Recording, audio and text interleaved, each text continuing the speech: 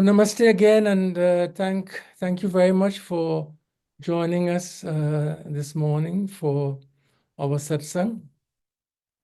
For those of you, I know several of you are joining today, and you were not here the last time I spoke. So I'm just going to take a few moments to tell you what I'm doing in this series so that you can be up to date on what our focus is.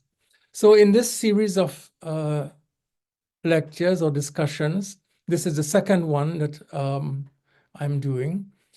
I am focusing on virtue, on what it means to be a virtuous person.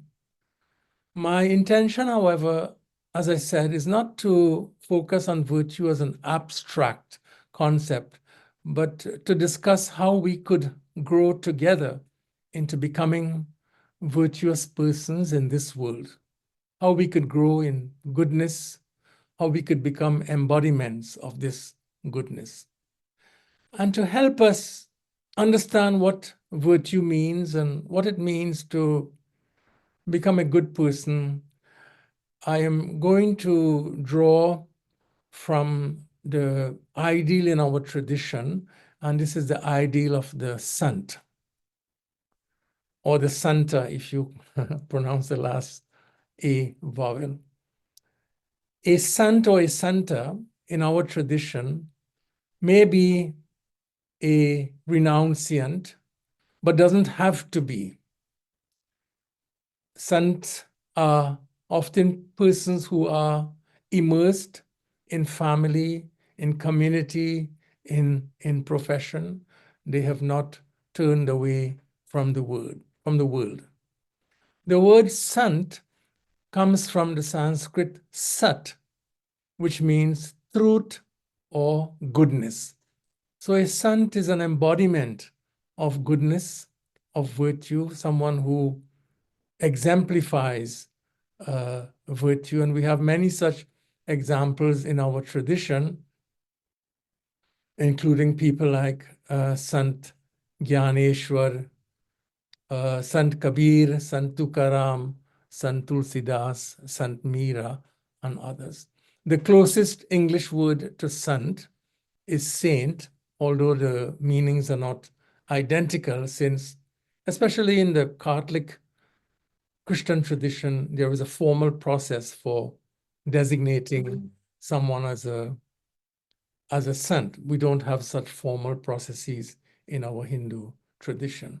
So I'm offering this series for those who wish to emulate the way of the sant, those who aspire to become santas, to grow in goodness, an opportunity for us to meditate on these virtues and to incorporate these virtues in our relationships with others.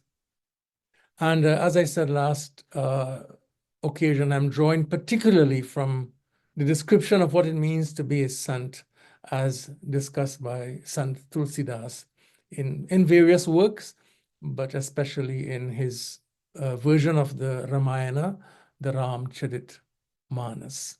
And in each lecture, I am focusing on one central virtue, even though all of these virtues naturally are interrelated. So in our discussion last month, we focused on a very beautiful example that he gave, where he compared the sant to the sandal tree. And there he said that even when this tree is cut by an axe, the tree gives its fragrance to the axe. The axe comes away from the sandal tree with its beautiful odor. The point, as we discussed, is that the sandal tree never wavers from its good nature. It gives generously of its fragrance, even to the axe that chops it. The axe comes away with its fragrance. In other words, the cruelty of the axe does not change the nature of the sandal tree to exude its fragrance.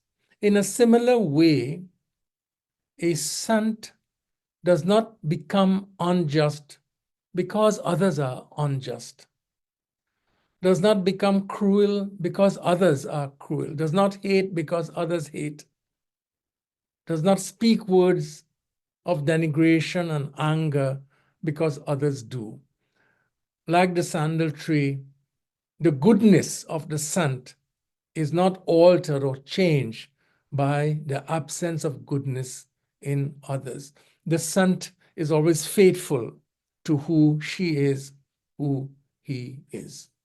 So that was the first virtue that we considered, which is fidelity or faithfulness to who I am, who you are, to your own good nature, to your own virtue, not handing over control to others. So today I want to focus and again to invite you to consider another important virtue of the sant as lifted up, as described by Tulsidas. And he uses a very beautiful expression to describe this quality. The sentence that he uses to describe the sant is as follows: Para dukha dukha, sukha sukha, dekhe para. Para dukha dukha, sukha sukha. It's a short but profound and very beautiful line. So he describes the sant as one who is unhappy when others are unhappy. Para dukha dukha. Dukha is sorrow or suffering or unhappiness. Sukha sukha. Sukha is happiness. And happy when others are happy. One who is unhappy when others are unhappy and happy when others are happy. He uses another example in his text to clarify or to explain what he means, and it's one that I love very much. And this is how he articulates it. He says that many poets have described the heart of the sant in this way. Santa Hriday Navanita Samana Kaha Kavina Pari Kahe Na Jana. He says many have described the heart of the sant as being as soft as butter, Navanit. But he says, I don't think that these poets got it quite right. They fell short in their description of the heart of the sant. And in what way is he thinking that this description doesn't quite get to the point? The comparison is not quite accurate, he says. And then he explains, Nija paritapa dravena vanita, that butter melts when it is subjected to the heat of fire. Also, when heat is directed on butter, butter melts when it experiences heat. Para dukha dravahi santa supunita. But the heart of the sant melts when another suffers. So butter melts when butter suffers, but the sant's heart melts when another suffers.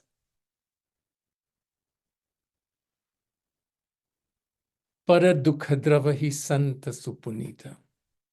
We often think of the spiritual person, of the liberated person, as someone who has turned away from the world, turned away from human relationships, as someone who remains unaffected and indifferent to the joys and sorrows of others, one who is aloof, does not experience joy or sorrow, one who is not touched by the joys or sorrows of others, one who is distant and indifferent. That's an image that is quite well known and popular. But here, however, we are offered a description of a spiritual being, what it means to live the spiritual life, as openness, as one who is moved by the suffering of others, one who suffers when others suffer, and one who delights when others are happy and free from suffering. In other words, the model here of the spiritual person is one who cares about others and their well-being. Her heart, her eyes are not closed to what others are experiencing in the world. In the 6th chapter of the Bhagavad Gita, there is an important verse describing the spiritual person, the liberated person. And there Bhagavad Gita tells us, Yam labdva cha param labham manyate nadhikam tataha yasmin stito na dukhena gurunapi vichalyate. Yam labdva cha param labham manyate nadhikam tataha. Having attained that state of spirituality, that state of liberation, one does not consider any attainment to be greater. One considers this state of liberation to be the highest state. That's the first line of that verse.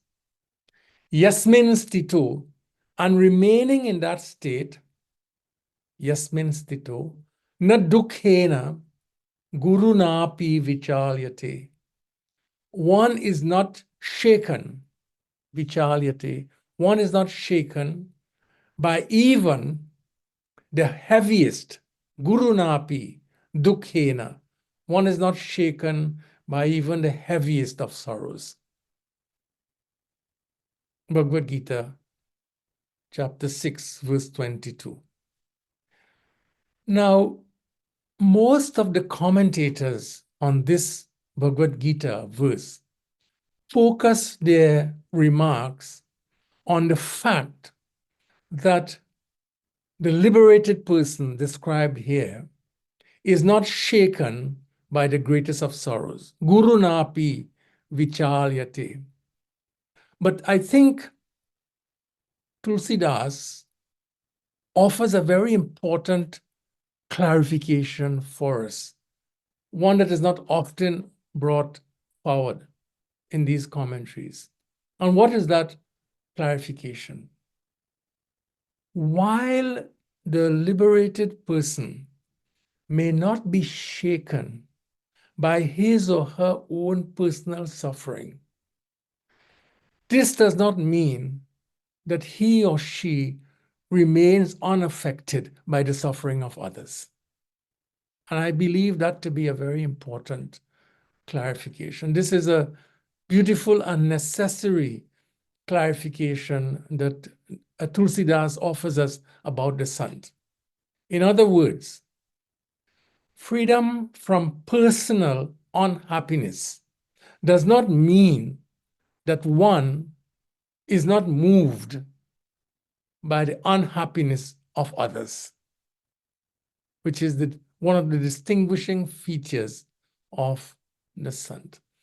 And there are many examples in our tradition.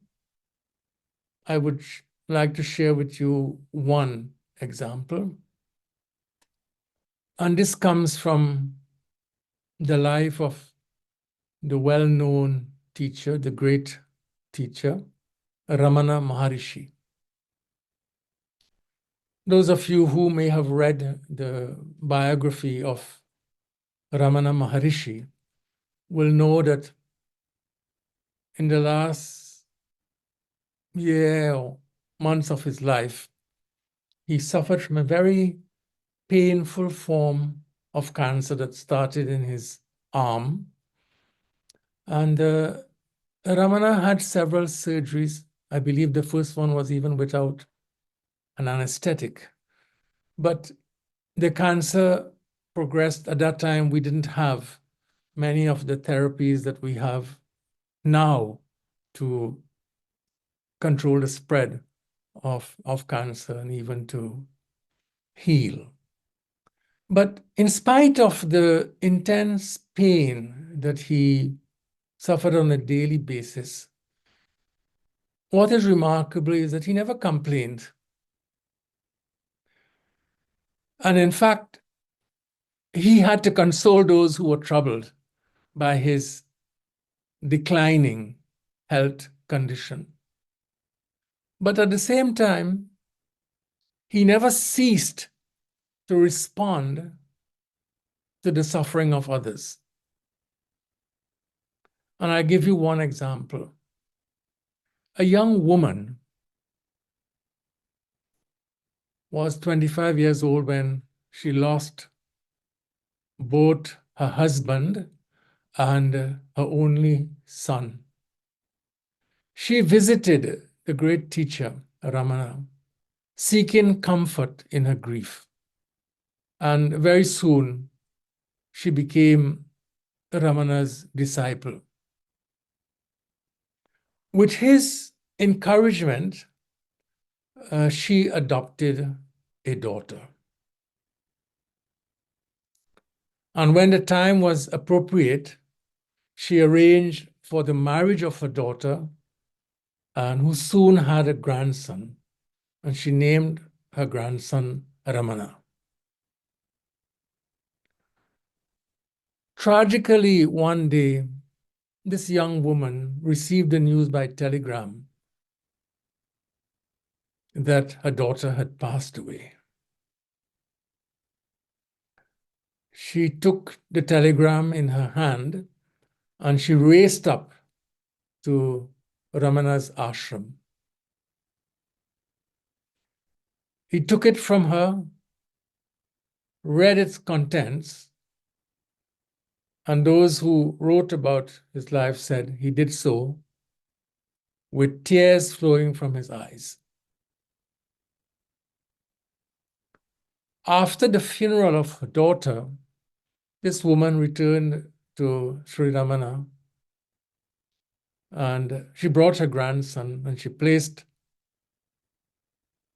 her grandson in his arms. Ramana held the child gently in his arms and again wept with tears. What we see here is that the highest wisdom, the highest jnana, does not constrict, does not narrow and render our hearts incapable of experiencing and sharing the pain and suffering of others. On the contrary, in his life we see that the fruit of wisdom is a tenderness of heart, the opening of the heart to the suffering of others. And this is what Tulsidas describes as para dukha dukha, suffering when others suffer, sukha sukha, and delighting when others are happy. When we look carefully at this sentence, this quality of the Sant, para dukha dukha sukha sukha, we see something very important, which is that Tulsidas does not qualify the person or persons with who the Sant identifies in sorrow and in joy. If the Sant is an American national, Tulsidas does not suggest that the Sant only feels sorrow when an American suffers and only rejoices when Americans are happy. He does not qualify persons in this sentence by nationality, by race, by ethnicity, by religion, by age, or gender. Para dukha, dukha. Para simply means another. When another suffers, the sant experiences suffering. So the ability of the sant to identify with others in suffering is not limited or impeded in any way by the person's particular identity. As I said, whether that identity is a national, race, ethnic, religion, age, or gender. It is an inclusive sentence. Para dukha dukha, sukha sukha. Now, having said this, I think that it is also true that we identify more easily, if I would put it in that way, with the suffering and joys of those we know well, such as members of our family, our community, or our nation. This is natural. It is also true that our resources as individual human beings are limited, and we cannot relieve suffering everywhere. But what Tulsidas is speaking about here, what he is calling us to, is what I would describe as a disposition of the heart. It's something identifying with others beyond our immediate circles is an aspiration. We should be aspiring to grow, to enlarge that circle. We are not evolving or growing spiritually. We're not becoming saints if our hearts are moved only when our own family suffers and not any other family. If our hearts are moved only when members of our own country suffer and not any other country. If our hearts are moved only when members of our own religion suffer and not any other religion. Something is profoundly wrong if my heart is only pained by hunger in my own family, but if I'm indifferent to the starving of families elsewhere. To walk the path of the sant is to have an expansive heart and not a narrow and constricted one. The sant is moved by suffering wherever it occurs and whoever suffers. Some of you, as I speak, may be recalling another great poet of the Hindu tradition, this time a poet of Gujarat, Narasinh Mehta, who is himself called Sant Narasinh, a great poet and composer who gave us many beautiful songs. But in one of his songs, he gives an answer to the question we are discussing. And there he begins this composition with this question: who is the faithful worshipper of God? Vaishnav Jan tene kahiye. What a beautiful composition of Narasinh Mehta. Vaishnava Janato tene kahiye. How should I describe the one who is faithful to the divine? And he answers in one sentence that echoes what we are discussing today. And Narasi says there, Pira Parai Jani De. She or he is a faithful devotee who knows the pain of others. Pira Parai Jani De. Knowing the pain of others is lifted up, held up by Narasi as the highest expression of what it means to be centered in the divine.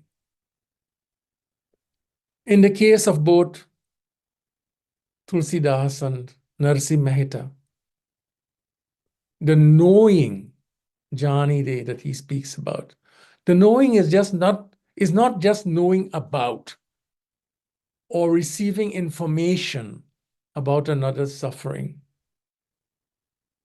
Each day, for example, by listening to the news on our TV channels or by reading the newspapers, we learn about the pain of others in different parts of our country and in so many other parts of our world. Such information may have a momentary impact on us. The channels soon change the subject. We switch channels. We turn the page of the newspaper, and the suffering of the other recedes from our minds. The effect on our attention is only momentary. But the knowing which Narasinh Mehta speaks about and Tulsidas describes as paradukha dukha is more profound and significant. It is what we would describe as empathy. Knowing here is not just a quality of the mind, but a quality of the heart that enables us to identify deeply with another. It is not just knowing about, it is the ability to see and to imagine oneself in the place of the other. It is an act and it is a movement of the heart that Tulsidas is speaking about. It is identical with compassion, which literally means suffering with another. Again, turning to the Bhagavad Gita, there's another very important verse that speaks meaningfully to this issue. And there we are told, Atmaupamyena sarvatra samam pashyati yorjuna sukham va yadi va dukham sa yogi paramo mataha. So we see in Narasinh Mehta telling us who is the true devotee of God. And in this verse, Krishna tells us who is the best of yogis, who is the highest among the yogis. Sa yogi paramo mataha, who is the greatest of yogis. And it is so fascinating that he comes also to the same insight, or offers the same insight that we see in Tulsidas and in Narasinh Mehta. Atmaupamyena means similar to oneself. So when one encounters another person in suffering, what one should do, according to this verse, what is described as Atma Aupamyena. I should see myself in that person and ask, how would I respond if I suffered? And if I see someone delighting in joy, I should see myself in that one and ask, how would I feel, if I experience that joy? So if I see someone, successful, I control my urge to be envious of that person's success or that family's success or that child's success by imagining how I would feel if my child was successful, if I was successful, if my family was successful. That's called Atma Aupamyena, seeing oneself in the suffering and in the joy of the other. And when the other suffers, my heart grows by thinking, what would be my experience if I was in the place of that person, that if that suffering was my own. That ability, to have that ability, Atma Upamyena Sarvatra, he also says everywhere.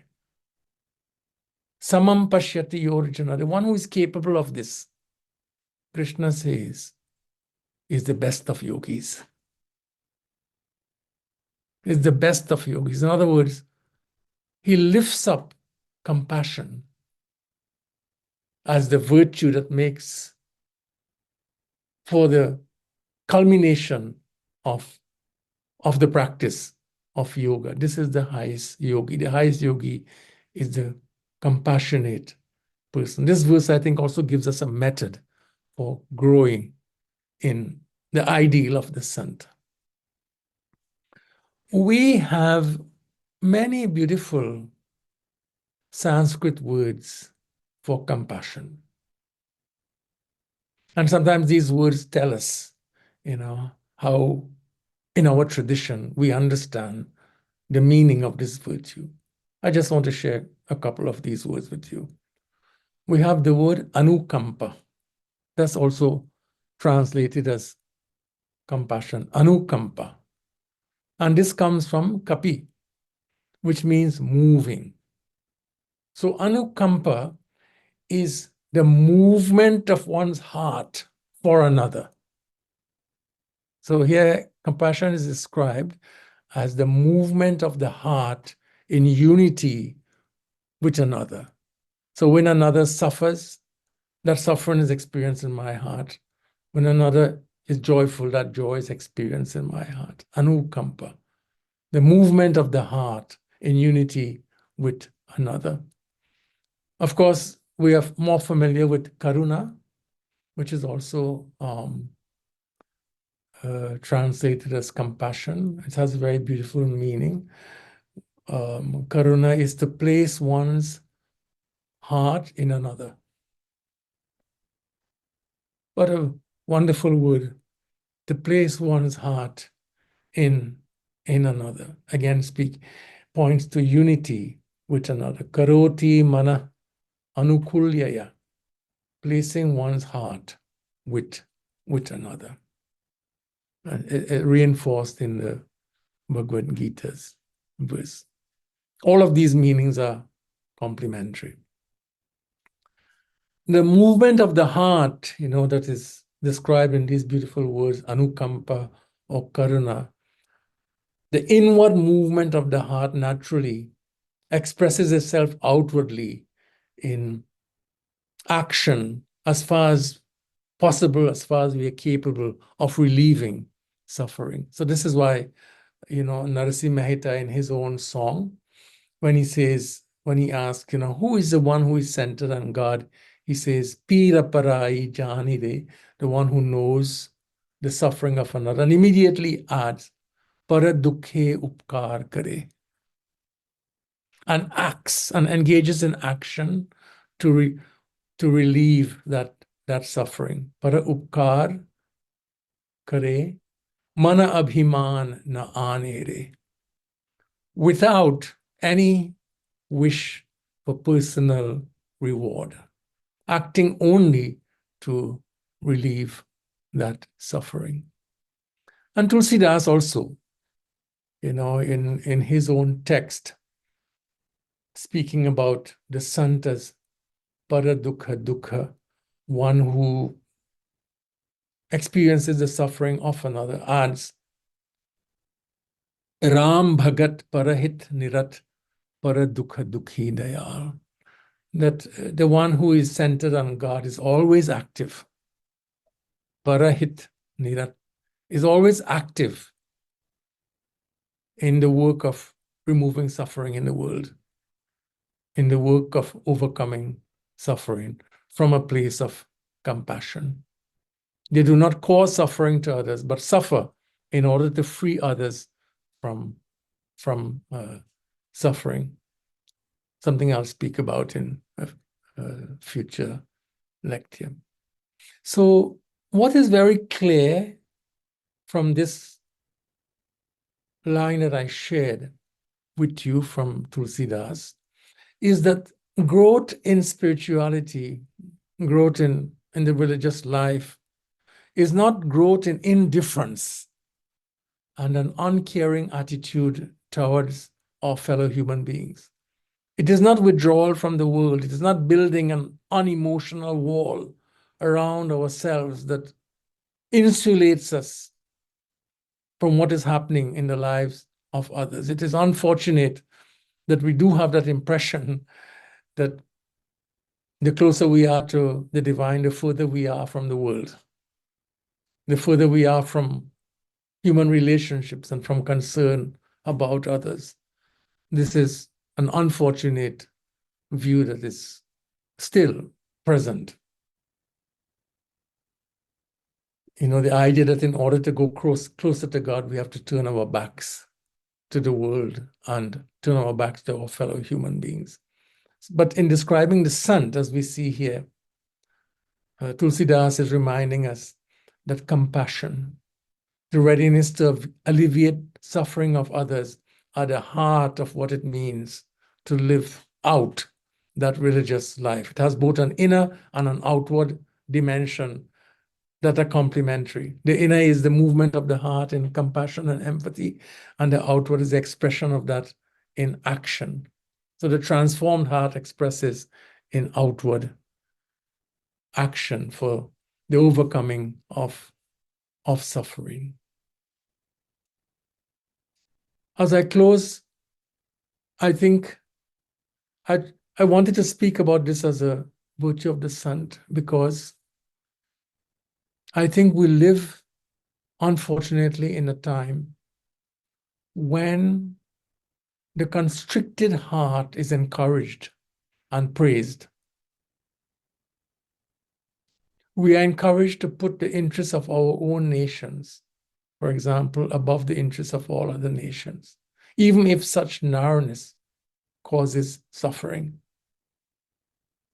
In a similar way, we are encouraged to put the interests of our own religious and ethnic communities above all others, or our own individual interests above the interests of all.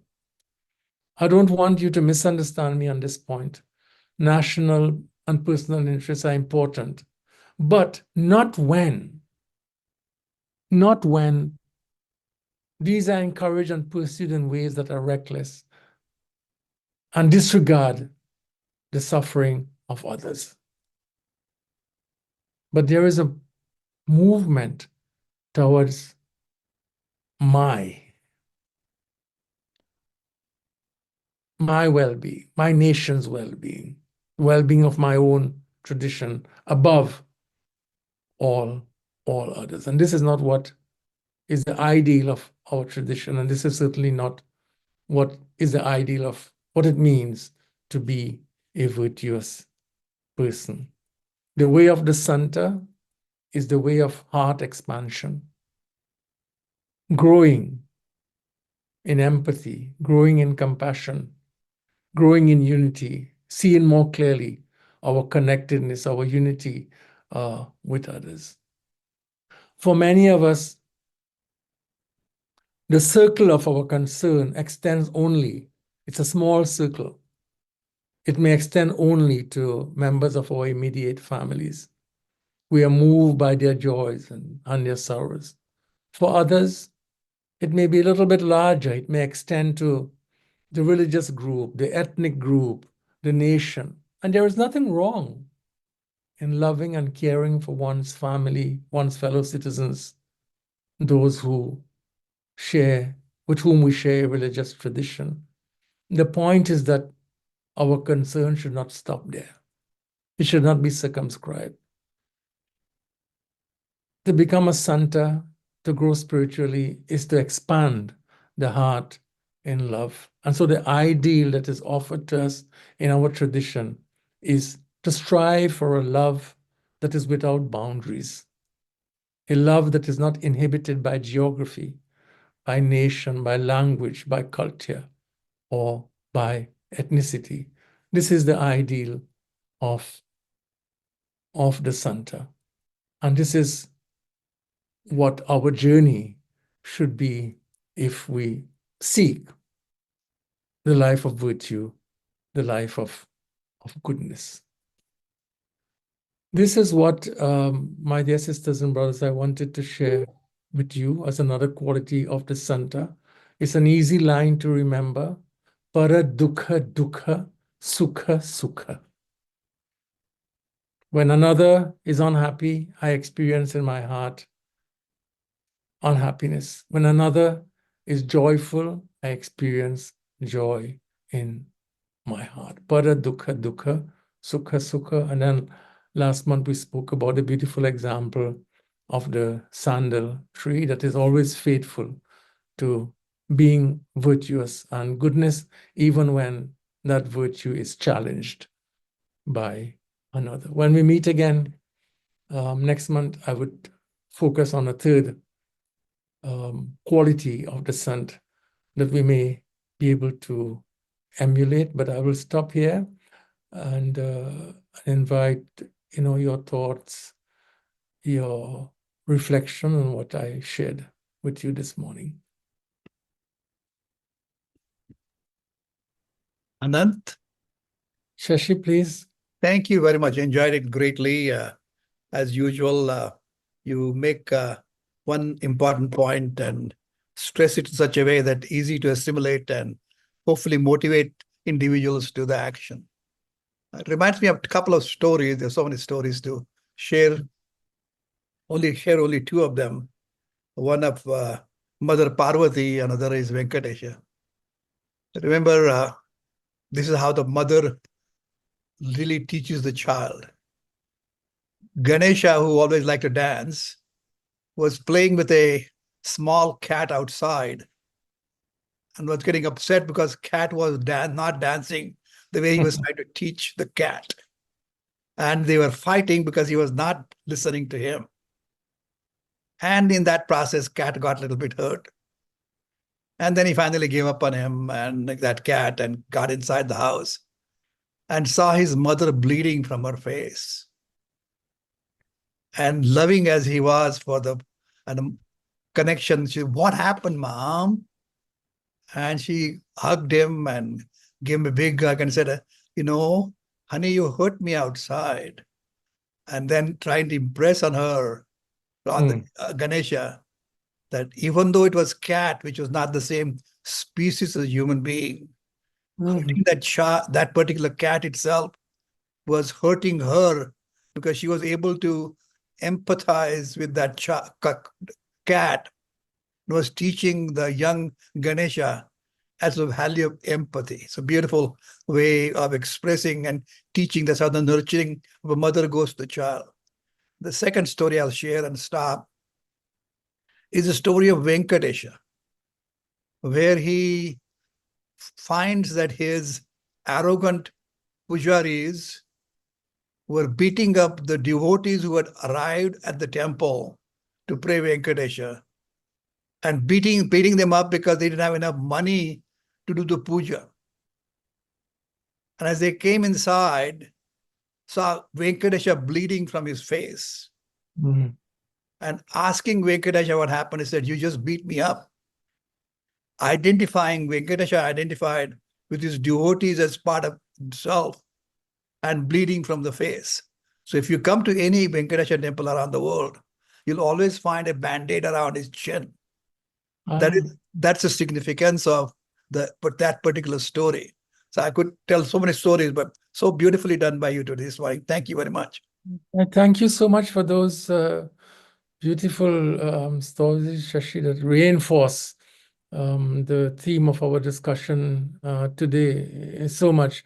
Those two stories that you tell, reminds me also, because in the first case, it was a cat involved. And I didn't say it, but I think I'm glad you told that story because it brings forth the point that our empathy must also extend to living beings, not only to the human life forms, but caring for all life forms. And that comes across very nicely in that story. So thank you so much. That's a very beautiful addition to what we're discussing this morning. Thank you. Any others might like to comment, or if you had a question that I could respond to? Anandji. Yes, Dave, nice to see you. Glad that you could join us Yeah, well, across the ocean. well, every time I listen to you, I gain so much more. And a lot of what you said has resonated with me today in a way that is unbelievable. I'm particularly happy that you reference what is going on in the wider world. Because like you said, I'm not sure that we could keep all the celebration within the family. Or share the unhappiness of the family only. We really need to look beyond at the macro level, Yes, where we can try to figure out, like you said as well, it's our resources are limited. We have to depend on the leaders, the so-called leaders, and they're the ones that somehow we need to get to. yes, And discourses such as these are the ones that we really need to somehow see how they can be influenced to change their ways into dealing from the heart, as you yes, rightly say. yes, I mean, for me, if you want to be a good person, you don't try to be a good person. Everything emerge must emerge from the goodness of your heart, yes, and this will manifest in yes, things like compassion and yes, kindness. yes, you yes, know, and these are the qualities that could change things. But how do we go about on the macro level, outside of the family, and begin to look at what is going on in the world, which is really in a very sad place at the moment. yes, And we all should be very concerned about it, and we should all be focusing our energies and our thoughts in a way yes, that we could somehow influence what is going on. yes, yes. So those are my thoughts at the moment. As usual, I'm always very grateful for the opportunity to listen to you. Thank you so much for joining us, and for offering those comments. I couldn't agree with you more, because I often, just a quick response to what you said. I think that, Tulsidas gave us this very beautiful line, such a profound and transformative teaching, para dukkha dukkha sukha, identifying with the suffering and joys of others. And what is sad also, Dave and others, is that those of us who come from religious places of meaning, sadly, we also get caught up in the rhetoric of identifying with a particular nation, a particular ethnic group, a particular race, a particular gender. And we really should be, because others, as you mentioned, leaders, political leaders, have specific interests. They speak about the interests of particular groups.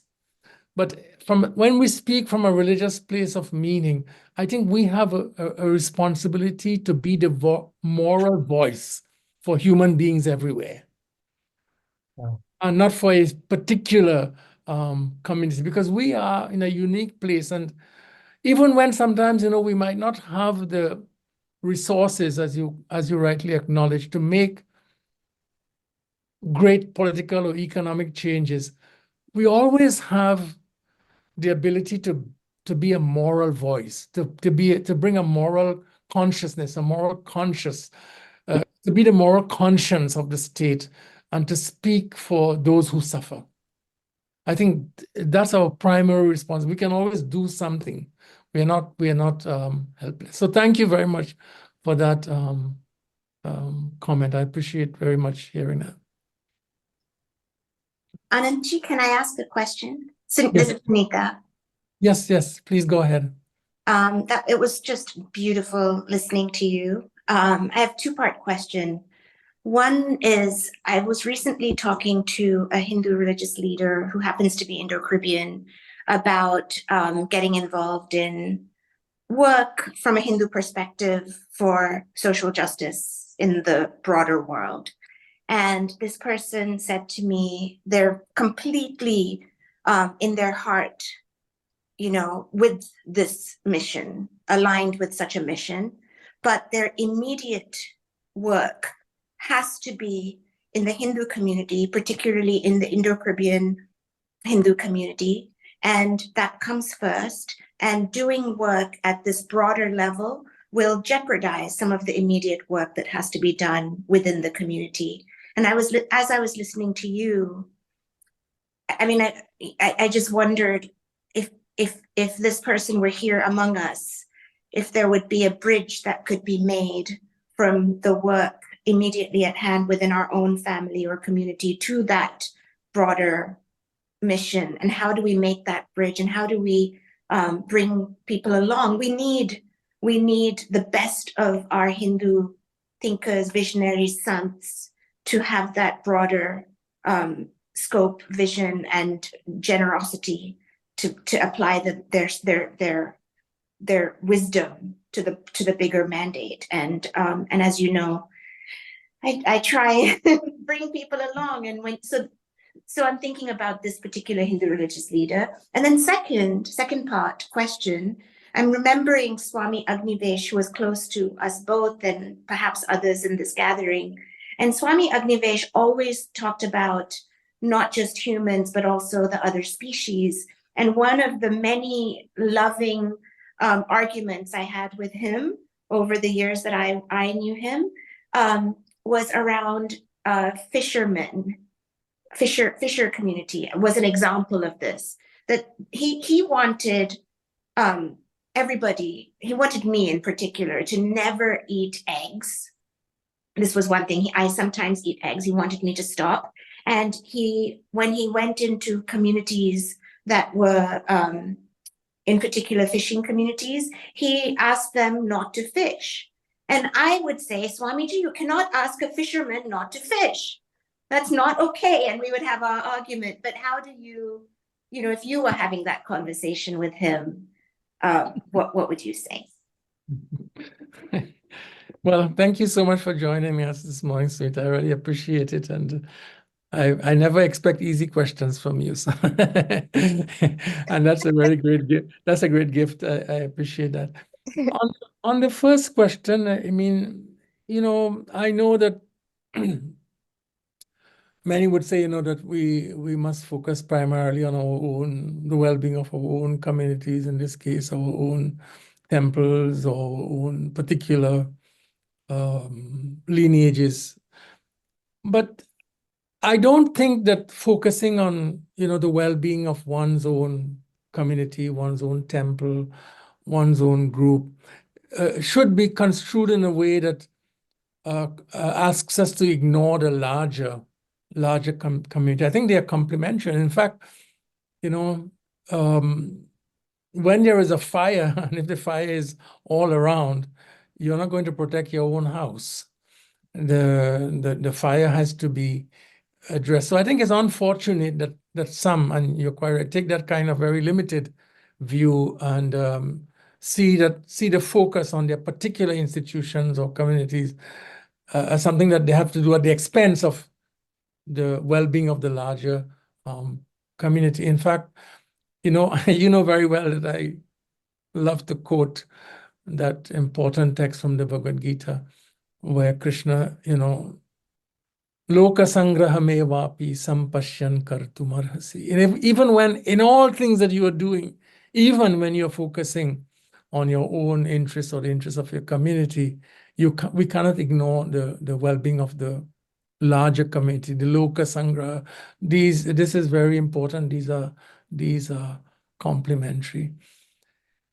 I think, I did make a comment when Dr. Sani told a beautiful story about Ganesha, that even in Tulsidas's words, he's calling us to a larger concern about living beings. It is not what we say an anthropocentric statement. But I think also, Sunita, that in unpacking the meaning of these sentences like these, we can't do so with arrogance. And we have also to understand, taking your example, the long traditions that communities have established for their livelihoods. We can't simply call upon them to give up those livelihoods, but at the same time, with some specific ways in which there are alternatives for them. Our work as religious people is to try to open hearts, transform hearts, and then let people make choices based on those transformed hearts.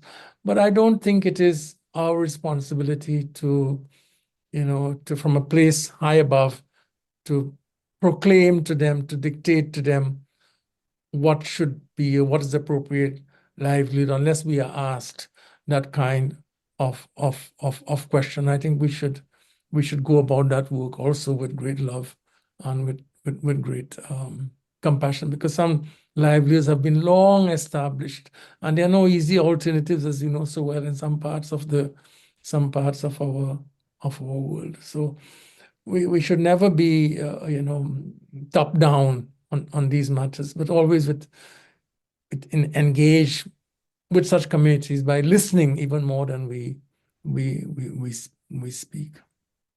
But thank you again for those two. Thank you, Anandji. Thank you. There are some comments, some good comments. Some people have written in the margins. I hope you take a look at that one from a Jain, Suvarna. And then there is another question.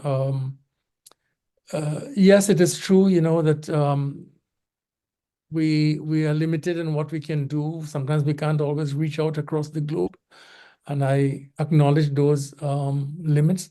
But even when we can't act globally, we can always try to find local spaces for action. But we should not, look at the global challenges and say, I'm helpless, I can't do anything. We should be asking, what can we do within our own communities where we do have resources and where we do have some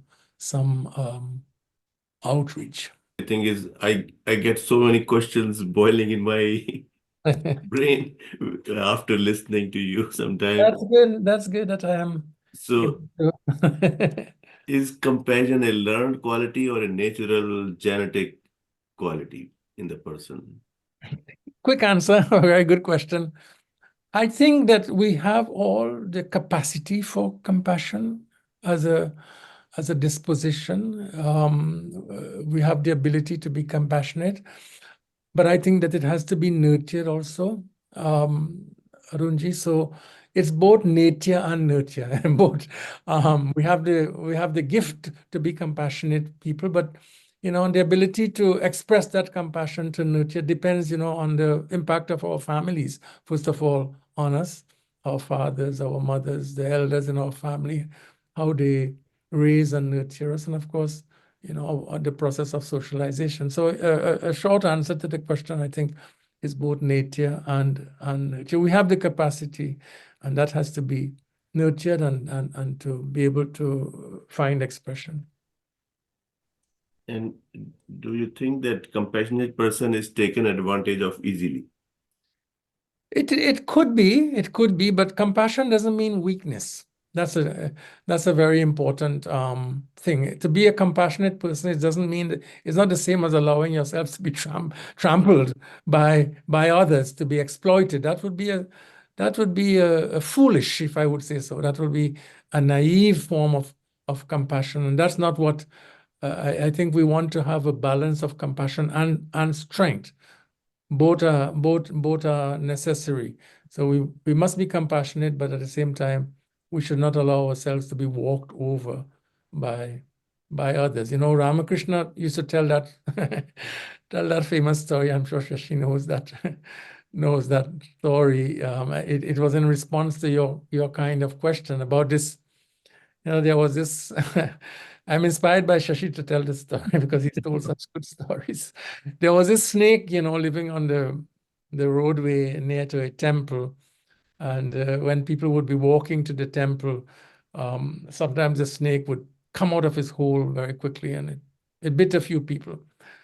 So they went to one of the local, you know, santas and said, you know, please could you tell, we don't want to hurt the snake, but at the same time, we don't want the snake to bite us.